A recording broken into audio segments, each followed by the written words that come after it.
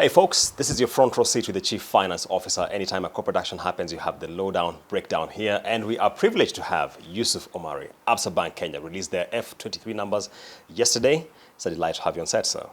Thank you. Thank you so much, and really glad to be in this show. Karibu sana. Yes. Yusuf, excellent numbers. Congratulations on them.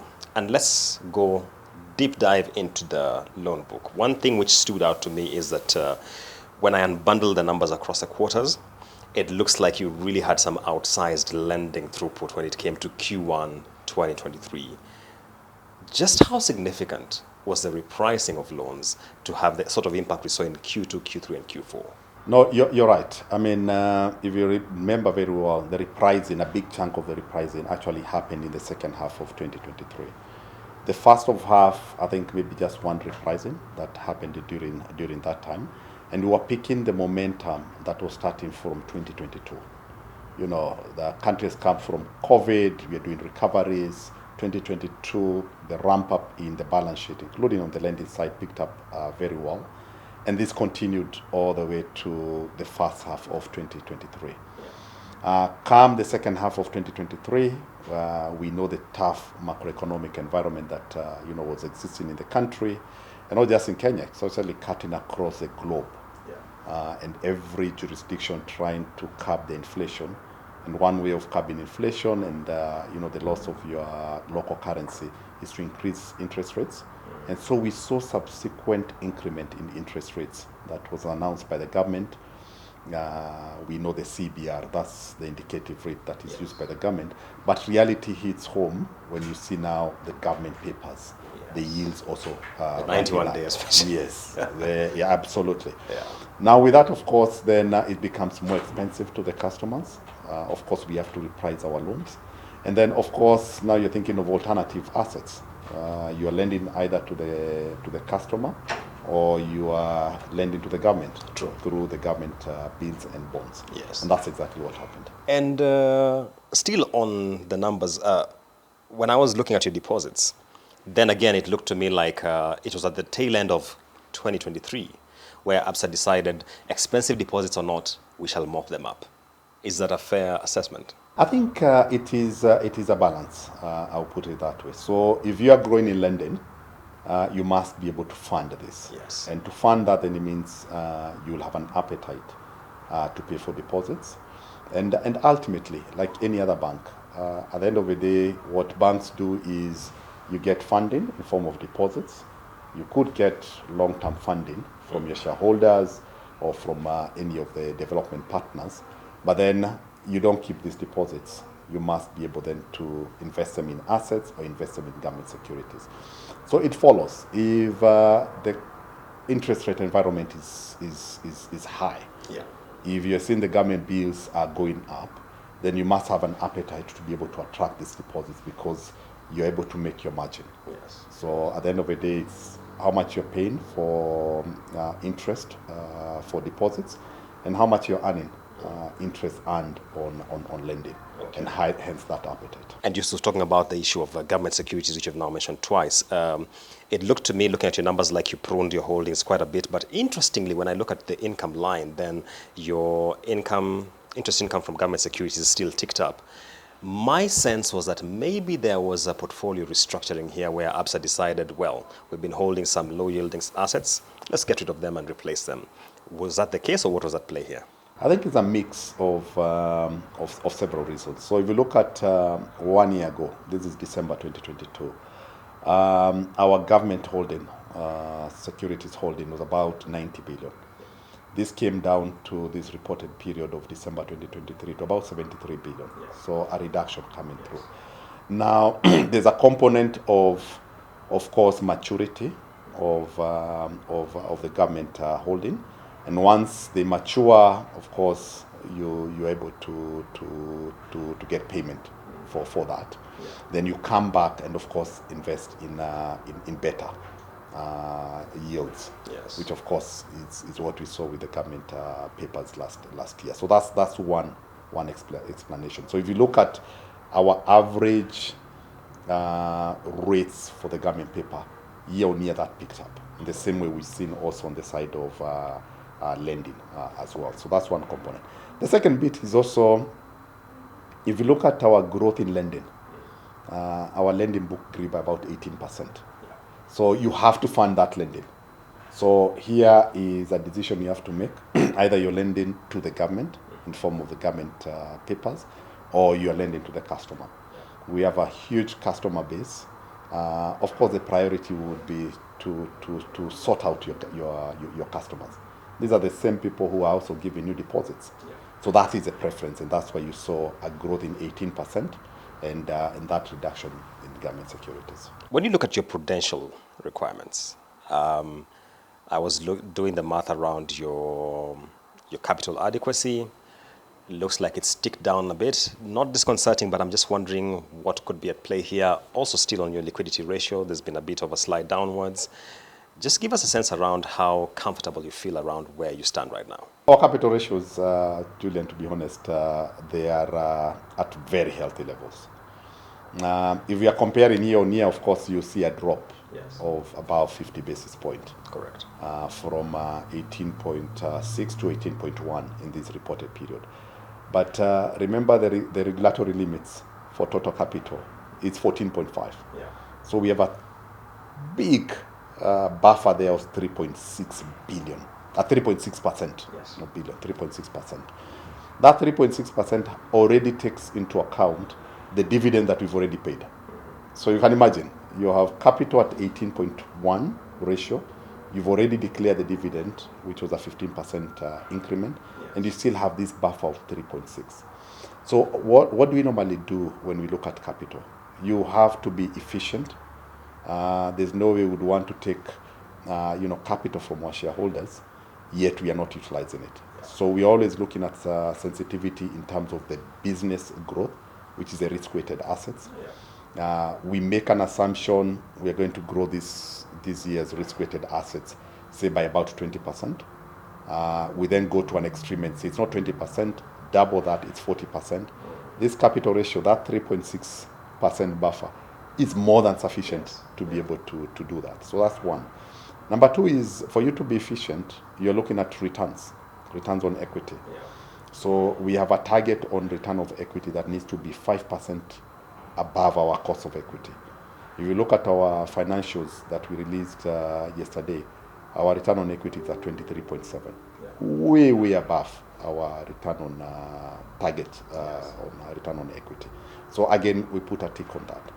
And then lastly really is, we are always saying, while the regulatory limit is 14.5, we have our own internal board target, which is 2%, not 2%, it's actually 1.5% above regulatory limit. So 14.5 plus 1.5, that figure is 16%. So you're saying we are just putting ticks in all of it. So this ratio could be, capital could be 19%, it could be 20%. At the end of the day, if you don't have a use of that 20%, then your ROEs come down, and you're actually denying your shareholders their return. And speaking about denying your shareholders a return, man, your cost to income, I mean, that has to be one of the discussion points in this earning, because granted, we all want efficient outfits. The question is, are we being efficient to a fault? No, I think that was an observation yesterday, and I received quite a number of calls on, the trajectory of our cost-to-income ratio has just been coming down from a high of 45%, maybe 3 years ago. Now, yesterday was about 39.7, actually below 40%. And I always say we have an appetite for our cost-to-income ratio, which means more on the side of investment, to have capital ratios of, low 40s. So even if you're 45, 44, 43, that's literally like our target. However, yesterday was 39.7, so you call that low. But the uniqueness of this is, are we investing? The answer is yes. Our cost, if you look at our results, picked up year on year at 16%. A big chunk of that cost is technology. Quite a number of investments we've done in applications. So software licenses was a big component of that increment in our cost of that 16%. And the next one really is people. Significant jump in our cost of staff cost, including headcount. If you look at the people who've hired, both temporary and full-time employees, that figure is over 500 during this F23. report. Yes. That's over significant. 500. That's significant. So we are there out to do investments. But then whenever we talk about cost-income ratio, it's a ratio of two sides. Numerator, denominator. Numerator and denominator. So if you look at the numerator, which is the revenue has picked up 19%. So you can't fault yourself when that ratio goes down. But I think for me, what is very important is over the period, we have an appetite to have that, low 40s. Yes. That will be our target. Okay. Now, if it goes down significantly in 1 year, it's okay. If it goes up slightly below that target, maybe to 45, 46, it's still okay. But if you were to look at it over our strategic periods, it should be low 40s, and we'll be comfortable with that. Interesting take there. Looking at your loan book, and we focus specifically on the question of bad debt, and no surprises, industry trends, everyone is having a jump in NPLs. I think from a loan loss proposition, not too bad. But the question is, looking into 2024, what are some of the strategic measures you're taking, especially given the credit risk in this market? Now, Julian, I think a very, very good question. Yesterday, when we released our results, you see that our impairment number picked up 43% year on year. For me, that's not the important figure that we look at. What we do is we look at our loan loss ratio. Basically meaning, if you look at IFRS 9 basically means a big change in how we account for our risk, which is forward-looking. So even before you have a default at a customer, if we are seeing a worsening, for example, macroeconomic environment, we take forward-looking provisions. And in our numbers yesterday, you saw we took up forward-looking provision of nearly R1 billion just in our impairment number. So is the loan loss ratio within our appetite? For last year's financials, it's actually above our target. It is at 2.8% loan loss ratio. Our target is to be around 2%. But then in the same way we look at cost to income ratio, we look at our loan loss ratio through the cycle over a certain period. So you'll have dips, troughs, you'll see it will go up and down. During COVID, we hit the highest loan loss ratios of above 5%. 2 years later, that figure came down to below 2%. This reporting period now is 2.8. If you were to draw a line over a certain period, you'll actually see it's within appetite. But I think the fundamental question is what you've put. What are we looking to do in 2024?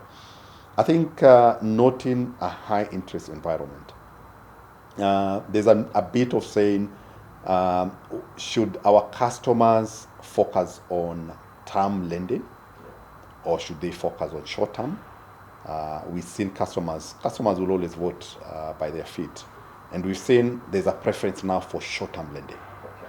Where a customer says, I really need these funds, but rather than saying, I'm taking a loan for 8 years, 6 years, 5 years, I'm happy to take a short-term loan, maybe for a month, for 3 months, or even if they take for 1 year, they will pump in excess funding that they're getting to clear the loan. So we are seeing that preference, and it's the right way to do it. The second bit is to say, am I taking a loan to buy luxurious goods? Yes. Yeah. If you're going to buy a new car, is this the right time to buy a car? Yeah. That customers, we are seeing their preference is to hold on that one. And now we are seeing a preference where customers are basically saying, I want to deal with a business. My business requires working capital. So we've seen trade loans, we've seen an uptick in overdrafts, which you can be able to link to customers getting still the funding, but investing in their business. The good thing with this one is it's short term. So it's really tied to their business. And that's what we're encouraging our customers to do. But over and above that, we are now putting some preference to what you call secured loans. Yeah. So for example, things to do with mortgage. We've seen the government agenda on affordable housing, which we are 100% supporting. And we are a big player in that area. We are seeing asset-based financing. We're encouraging our customers, which again, you can be able to see. So asset-based financing, again, there's a security in there. And then for the unsecured loans, we are really encouraging our customers to then bank with us. So if it's an individual, then we are saying your payroll, if you're an employed person, needs to come to the bank. Yeah. Because then that ensures that the risk profile of the customer basically goes down. So that's the kind of initiatives we are putting.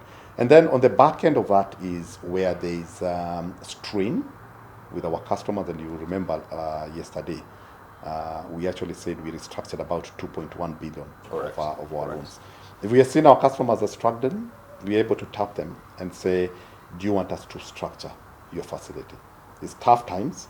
Can we increase your tenor so that it's affordable? Yeah. And then, of course, if it's a variable loan, when the interest rates come down, then you'll be able to benefit.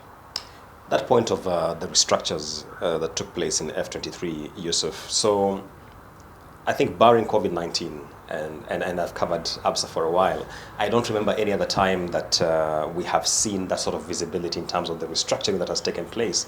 And my sense was Absa has long spoken about two things. One, the bank feels it's underweight in retail. Two, it feels that it needs a 50-50 split between wholesale and retail. Yes. Is it an indication that you feel, whereas directionally that's the route we should go, maybe in the present environment, we might need to take a step back and slow pedal that motion? I think, to be honest, the bit on diversification has been an agenda in our strategic, initiatives. And results we released yesterday, we were really proud that we now can be able to comfortably say our business is 50% wholesale, which is corporate, the business side, and then 50% retail. The beauty with this is at any one point in time, you find a certain category of clientele will be impacted by the macroeconomic environment in a different way. I think last year is a unique year where, we had high interest rates, weakening on the local currency, Yes. but then tied to that, higher taxes. We saw all this, the finance bill introducing new taxes. So it actually affected all our clients, the retail clients, the SMEs, the business, all of them were affected. And hence, the kind of risk numbers that we reported. But throughout the year, this focus must be there. We are a fully fledged, bank. You saw yesterday, over and above looking at different segments of customers, we are now also looking at the different propositions that we are giving our customers. We started quite a number of new businesses. There's bank assurance, there's a securities business, there's asset management, and then the new kid in the block this year, custody business. Yes. And this is just to make sure that we have a fully fledged services that our customer, once you bank with us, if you want a mortgage, you can be able to get that. If you are thinking of, high returns, wealth kind of investments, we have that. If you're a pension fund, you're looking for asset management, fund managers, we have that. If you're looking for custodial services. So it's one house that is able to offer a different variety of services. I think ever since we had the brand transition from Barclays to Absa, F23 numbers are the first ones where I've seen the financial year ending with Absa having exposure on the CBK window. Just how tight was liquidity in F23? I think it's a point in time. I would say that, and we have a financial period that starts and ends at a certain time. That was 31st December. Yeah. So there's so much that happens around that time. So I'll tell you comfortably that in 2023 there was a preference to have our customers exposed more in local currency than in foreign currency. What do I mean by this? It is, if you've borrowed, you better be, exposed in local currency than in foreign currency, because we could see the strain. One is availability of dollars, that is 2023. Two is the strengthening of, the dollar relative to the local currency. Yes. So if you don't have inflows in dollars, you can imagine the kind of exposures you're having. So encouraging that, we saw some conversions. Customers actually converting their loans from USD to foreign US. currency to local currency. And that meant a demand and a significant uptick in local currency demand. Yes. We saw that. And then the other one really is, and that's why I'm calling a timing, a huge trade deal that was happening during that time. Okay. A trade deal is for 3 months. So someone wants an LC, they want some funding, and they come in and they say, I want it at this point in time. So you have an option for going for expensive deposits, which is from fund managers, yes, or going through the CBK window. Now, fund managers, it's 31st December. They actually use a carrot. They dangle a carrot like this. And they know that, and they've perfected that over the years. Because they know there are banks which would like to window dress around that time. And so you find banks getting in at whatever rate. At whatever price. At whatever price, yes. you know. So, Julian, I would encourage you, you have some money, keep it until December, you know. Yeah. Around 15th of December, I can assure you get the highest rate, you know. But then, of course, they go for the big fund managers and say, I need $1 billion, I need 10 billion for only 1 month. Wow. Yeah, and I will give you maybe a rate of 20%. Or you find the bright ones is they say, no, while I have the 2 billion or 10 billion, I would want it for 3 months, and you get exposed. We don't do this. We don't do that. Okay. So it's easier to go through the CBK window. You prodded me into my next question, because when you touched the issue of foreign exchange and the conversions, what's the quantum of these conversions? Because it really is an issue which every lender is now discussing, that characterized 2023. We had guys who had currency exposed. They came and said, look, we want a conversion to cash. I think that is a big issue in the industry. We could see before, and this one I'm talking during the days of LIBOR. Yeah. You'll hear customers saying, if I borrow in foreign currency in dollars, it's LIBOR plus. And LIBOR at that time was 1%, 1 point something percent. So you're literally getting a mortgage at 5%. Yeah. And so that really worked very well.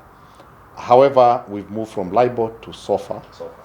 And SOFR now, you look at it around 5%. So you now find the cost of borrowing even in dollars has picked up significantly. But the fundamental issue here was availability of the dollars in the first place, and number two, the weakening of the local currency. Now, you don't get exposed if you have what we call the right way risk. Yes. But we know there are some exposures where it's a wrong way risk, i.e., I'm borrowing in dollars, but my inflows are in shillings. Yes. Now, those clients really struggled. Now, we know we have clients who, while you can lend to them, do the wrong way risk lending, the challenge there is last year, if you cannot be able to pass that cost to your consumer, then you're caught in a bind. Then you're in trouble. Yes. Yeah. So there's this always famous comment that people say is when you receive your electricity bill, there's a line there which is called FX adjustment. Yeah. Now, I don't know if there's FX adjustment that cuts across all the clients, all the corporates. Mm-hmm. If I'm a miller, I'm selling my goods, am I able to pass that cost? And if the answer is no, then it's easier for you to convert. Yusuf, I track the market, and by that I mean the Nairobi Securities Exchange, on a daily basis. And yesterday we had Absa releasing their earnings, and the sentiment that I received was that we weren't as excited about the dividend. Whether it's from a payout ratio standpoint, whether it's from a yield standpoint. What's your take on that, Yusuf? I think, and I received a comment yesterday as well on the dividend. I will comfortably tell you, Julian, this is among the highest dividend yields you can be able to get in the market. Where you look at the share price and that dividend of 1.55 shillings per share, and you compute your return, that's way above 10%. If you look at the average dividend yields, say in the top 10 banks in Kenya, that figure will be below 10%. So already you're putting a tick and you're saying, I'm actually getting a good return. There's that misconception of saying I'm only getting 1.55 shilling per share. Yet there are other, stock where I'm getting 20 shillings or 30 shillings. But the share price of that stock is maybe 300. So that's not the way you look at it. So it's more to do with the yield. Is the yield doing well? The answer to that is absolutely. Number two, we've gone out to our shareholders and we've told them, bearing other things constant, we will pay you a minimum of 50% payout ratio. And that's bold. If you have to look at other banks, even in tier one, you find that that's not true. And again, you can say in 1 year I'm not doing it, the other year I'm doing it. I always say, look at the trend. So we are not retaining capital. And that's why I said the capital ratio at 18.1, it's more than sufficient. Yeah. We can retain that and say it's 20 or 22 or 23 or 25. But then it means we're just holding shareholders' funds. So payout ratio is already very good, I would say. For yesterday's results announcement, the payout was actually 55%. Yeah. So it's not even 50, it's 55% payout.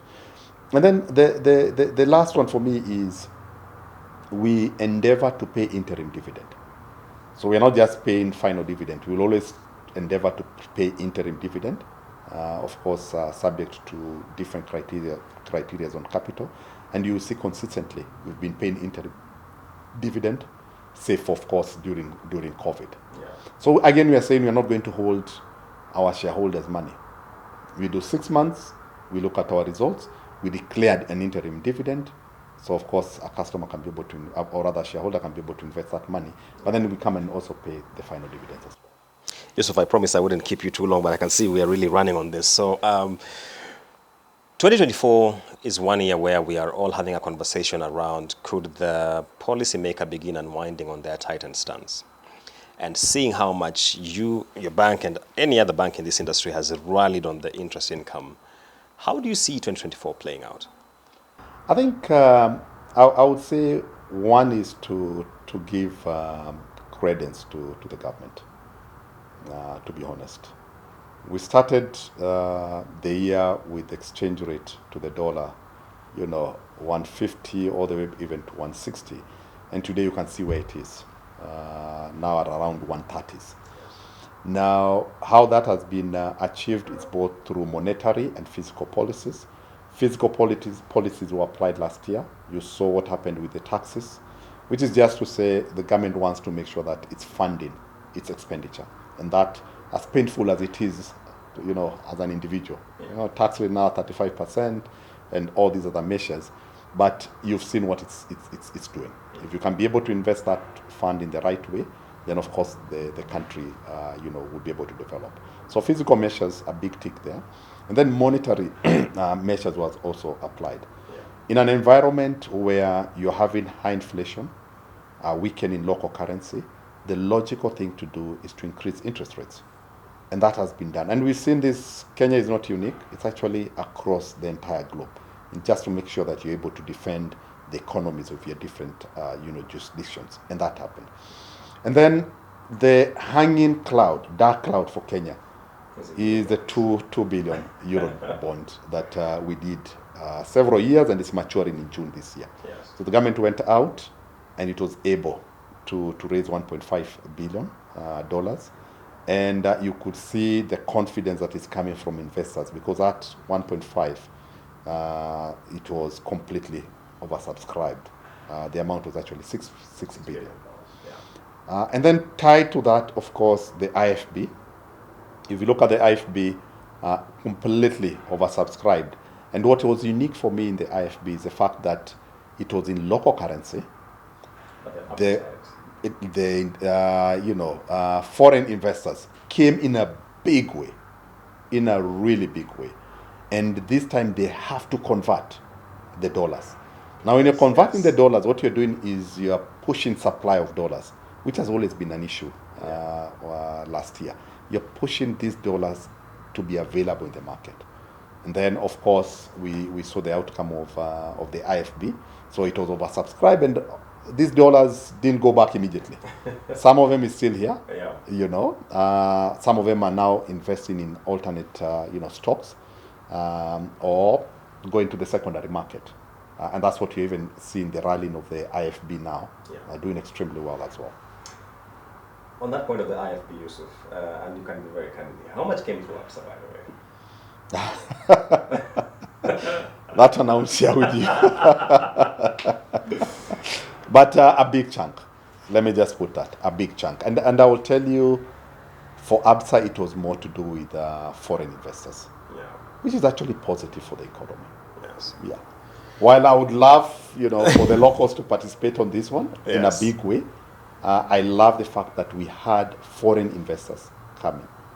Was it not for these foreign investors coming and bringing this hard currency, I'm not sure whether the rate will be where it is. All right. Yeah, of course, coupled with all these other things I've mentioned in terms of monetary and physical measures that the government has done. My final question, Yusuf, is F23 was the first full year of the new strategy for the bank.